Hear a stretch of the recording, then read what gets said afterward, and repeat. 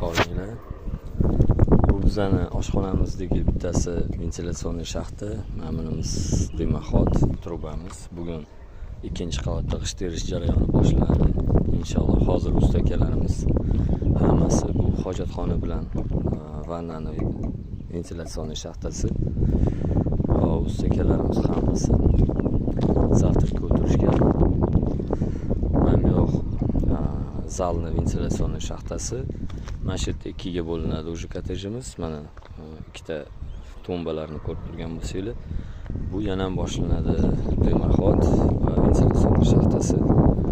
Mana shu ikkinchi etajdagi plashatkamizda Xudo xolasa g'isht terish jarayonlari boshlanadi.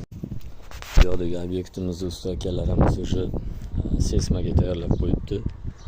Regellarni, tombalarni qo'yib qo'yishgan, xonalar tayyor. Oynalarning prayomlari tayyor o'sha, alhamdulillah. Ancha ishimiz yaxshi ketyapti.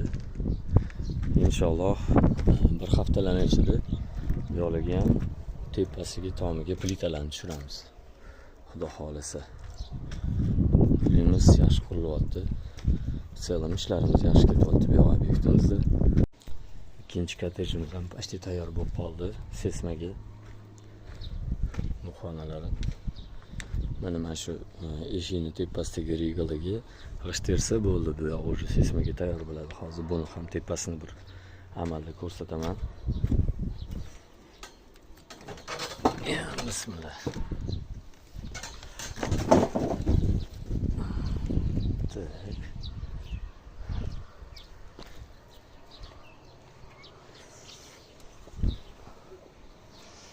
Mana bu целый ko'rinishi kottejimizni.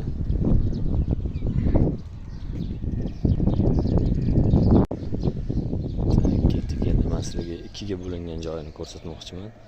Narigilarni ham ko'rsatganman.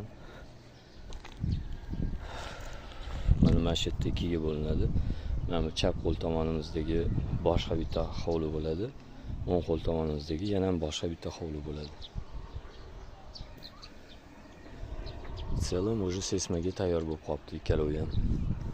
Usta akalarimiz boplashyapti ishlarni.